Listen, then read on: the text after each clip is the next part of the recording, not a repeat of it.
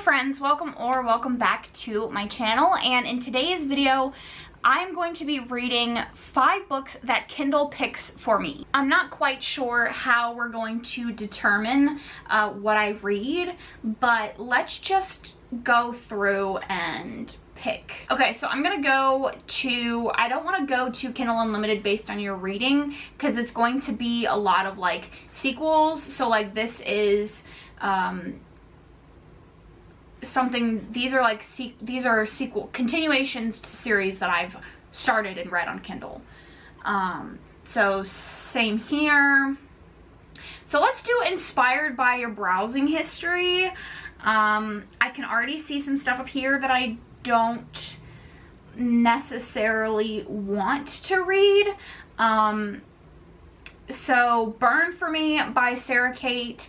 I haven't heard the best things about this, and I don't, what is it? I Ruined Her Life. It was my investigation that sent her father to jail. Okay, we might could do that one. Let's go back to that. Let's go to that later. This is one that I have seen a couple of times. I tried to read one of this author's other reads. It was a stepbrother romance. Didn't love it. Very, very sexy and very hate fucky, but there was just some things that I just didn't enjoy. I'm willing to give her another try, so let's put her on the list. I don't want to read H.G. Carlton. I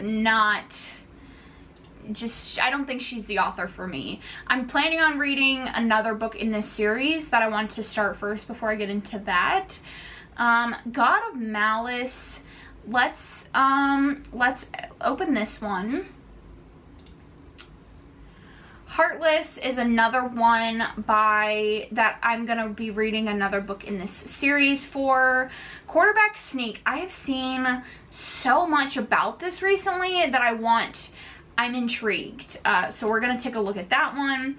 Indigo Ridge. I'm planning on reading another book in this series. King of Wrath.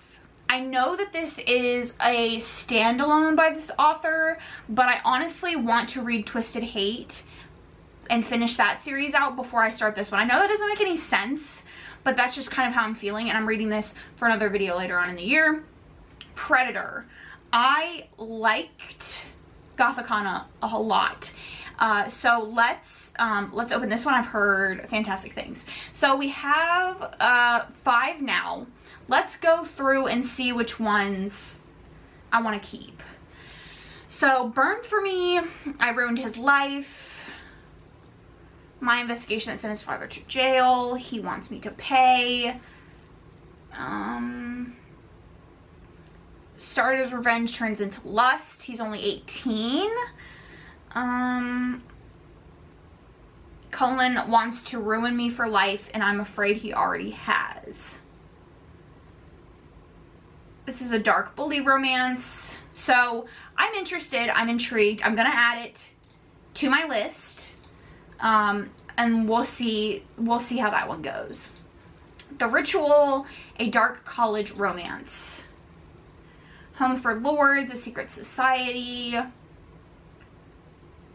My Entire Life Has Been Planned for Me. I Chose to Be His. He Made Me Believe That Anyway. It Was a Lie. The Dark Twisted World. Paraded Me Around Like a Trophy. I do want to give this author another chance. I didn't necessarily like the other one. There was some things that she did in the bedroom. I'm not usually squeamish about that kind of stuff, but there was just something that I just didn't enjoy, and I just didn't find it sexy. And because that was the majority of it, I just, yeah. Okay, so Rena Kent, I have read one other thing by her. I've read the Prodigal Bully romance, and I gave it like a 3-star, but I was planning on one point to do an author deep dive of her Kindle Unlimited selections, which I think is most of her books, or if not all of her books.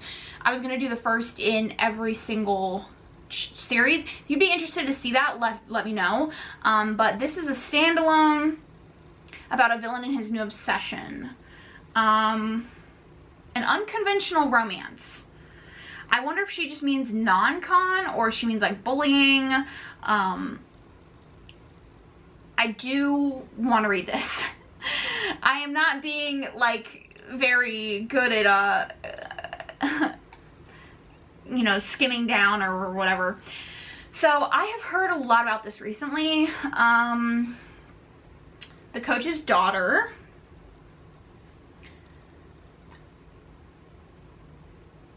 All business, no play. Isn't serious at all. Who loves to push my buttons.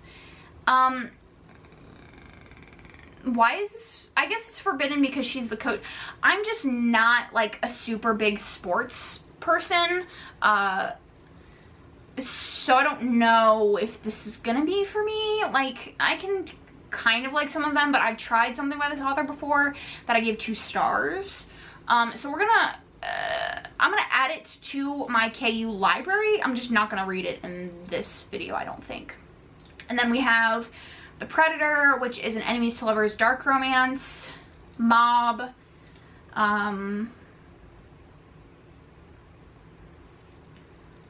Rival family. I'm adding this.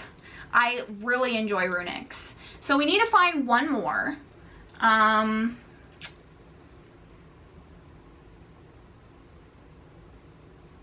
No, never.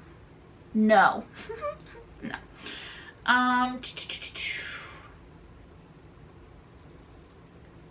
Things I want to say is this. I kind of want to check this out. I like how all my videos just turn into bully romances. Dark and twisted bully romance. Menace on campus. Then he leaves me alone in the dead of night, taking my journal with him. He comes to rescue me one night. He ends up broken. That's when I strike a deal with the devil. I'll let him ruin me behind closed doors. I kind of want to give it a shot. There's another book by this author that I have been looking at, and I can't remember what it is. Something, I think it's A Million Kisses in Your Lifetime, that I've heard is not great. But we're going to try this one out, and we'll see. So this really just turned into a bully romance reading vlog, but you know, that's par for the course with me. So let's get into the vlog portion of the video, and hopefully I enjoy some of these books. Okay, so I am 25% of the way through Burn for Me, and I don't quite know how I feel about it. The heroine is a teacher now. She used to be a journalist.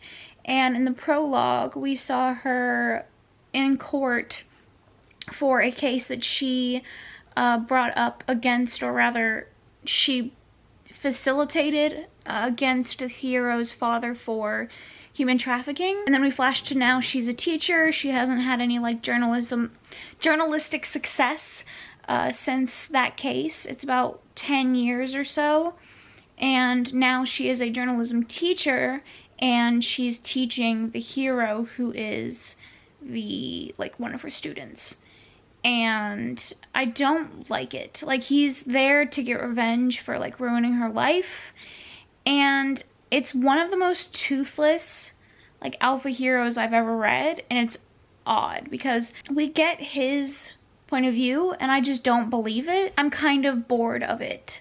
So I started The Ritual, which, by the way, is like 400 and something pages, 485 pages, and I am 7% of the way through, and I also don't think I'm liking it very much, and I don't know if it's the books or like me. I've tried picking up other stuff, but then I'm reading the other stuff and I'm like, you need to be working on this video, which I don't. The Ritual is, we open up with the hero participating in these like hazing rituals, basically, or these conversations where he is forced to do bad things to become a lord.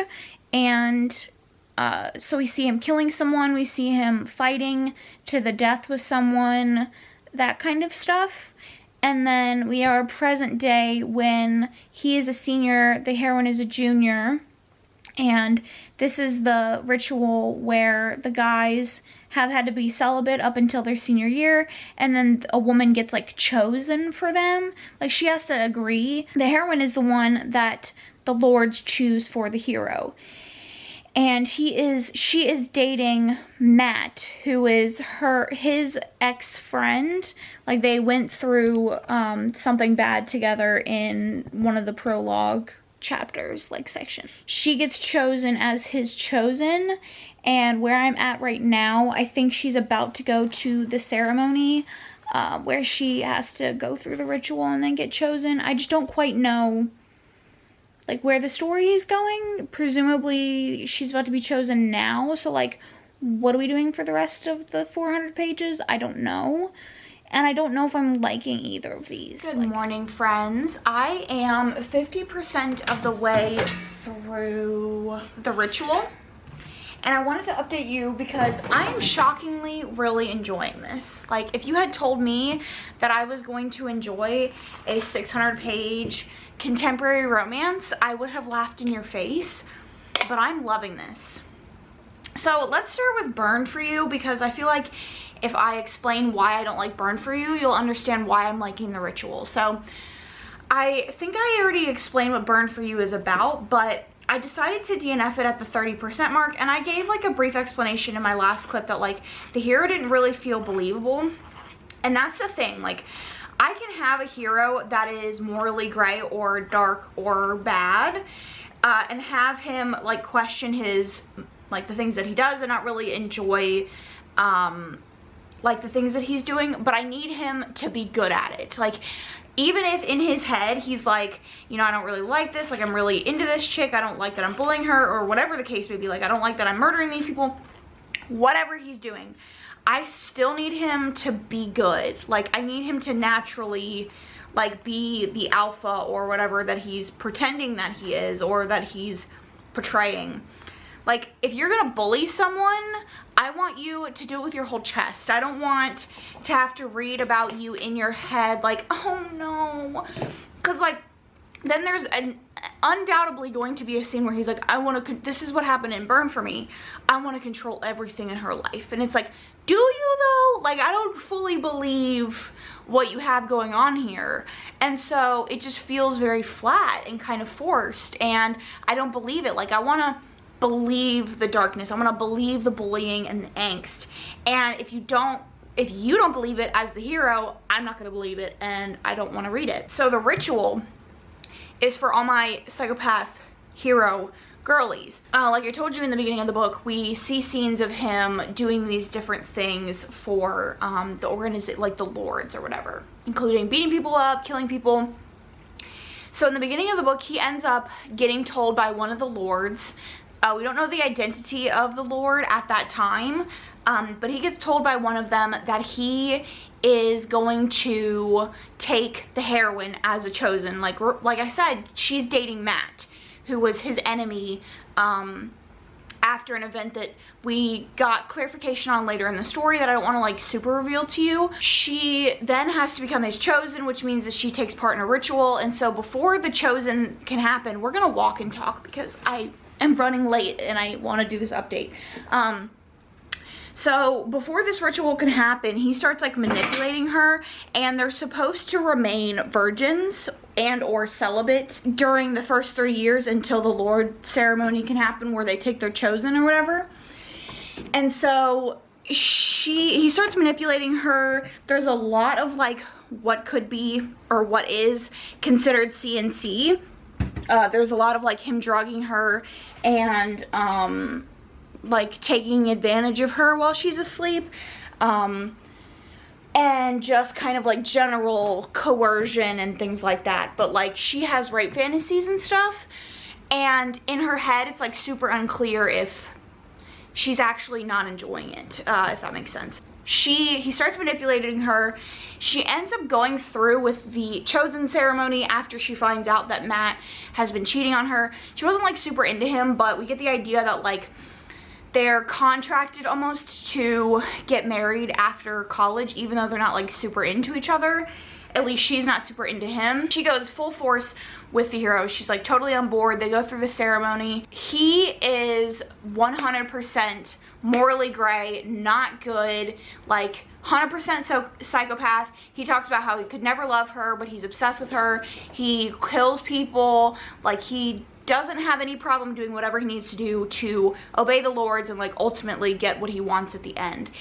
And it's delightful. Like, he's 100% obsessed with her.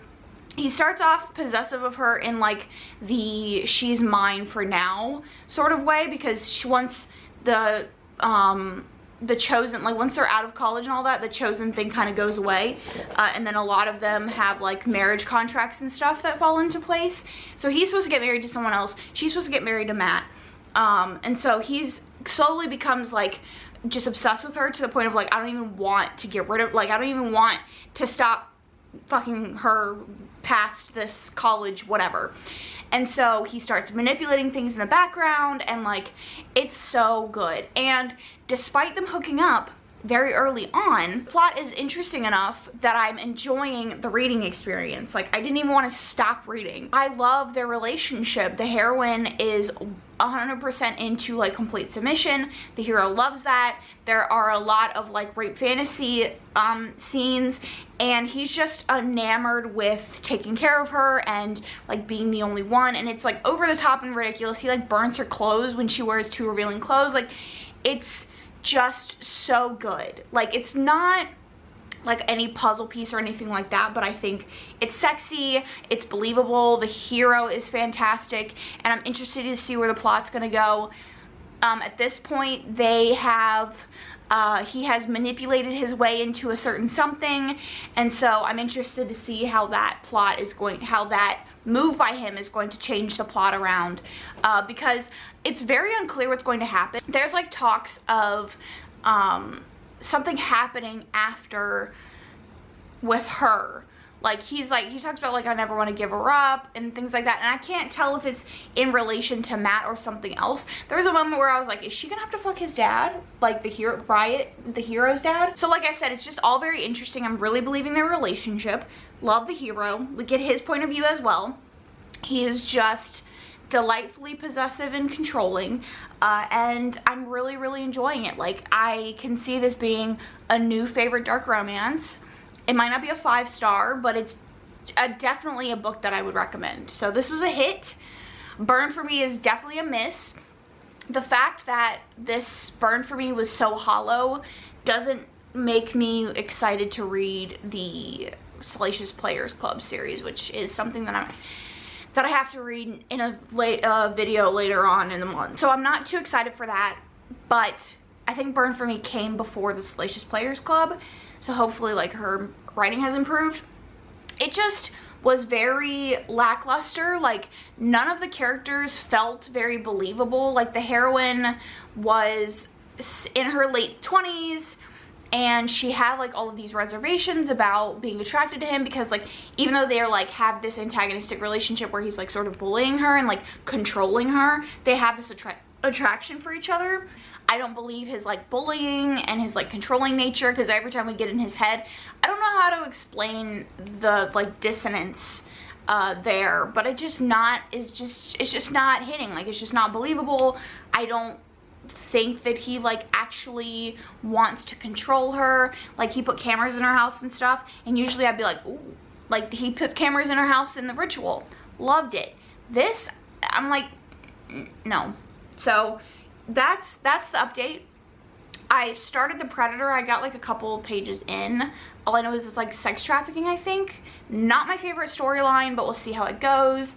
And I'm trying to finish The Ritual today, so I will come back to you when I am done with The Ritual. Okay, friends, I ended up finishing The Ritual, and as anticipated, I gave it 4 stars. It wasn't quite a 5-star because the page length did end up starting to get to me by the end, and I was like skimming a little bit, but I really enjoyed it. All the rave things that I said about it in my last clip still stand. 4 stars. It's great.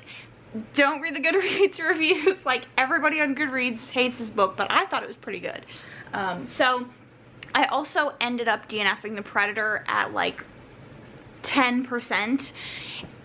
I hate DNFing books, especially more than one, for videos like this because I'm only reading 5 books, but it just was not good. I didn't like the heroine. It was weird because like I went on Goodreads and I was perusing people's Goodreads reviews and they were like, I love the heroine, she's so strong. To me, she was like dumb as a box of rocks. She literally, we opened the book, she is from a mafia family. She is a coder, and her ex-boyfriend stole a code that is like world-ending code that she wrote. She breaks into another mafia family's house while they're having a party to kill the dude that her ex-boyfriend was working with. But this dude is like known, like a known killer. Like he's called the Predator for a reason. Like he's a known assassin basically. And she just like sneaks up on him with a knife.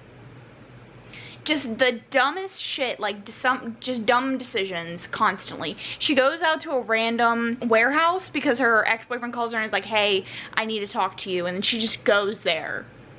I don't know. I didn't believe that she was strong. I thought she was kind of just dumb as shit. And like, I also read Goodreads reviews for this one and I don't feel like I'm missing much. It just seems like the middle of the book is bad and like there's no real dialogue or anything. So I'm definitely not too upset that I didn't finish it. I'm just kind of upset that I DNF'd another book for this video. But I still have 2 more left. I have Gods of Malice, which is quite long, and I also have Things I Wanted to Say But Never Did, or something I think is the full title. Again, is also quite long. I think both of them are over 500 pages. So for right now, I think I'm gonna take a break from the reads for this video. I'm gonna lay in bed and reread Chain of Gold and think about why I was born a woman. And I'm going to come back to this video when I have gotten more through one of the books. Okay friends, I am finally 20% of the way through 2 books for this video, so let's talk about them. So the first book that I am 20%-ish of the way through is Gods of Malice, and this one seems to be the first book in a spin-off series from what I'm assuming is another one of Rena Kent's series.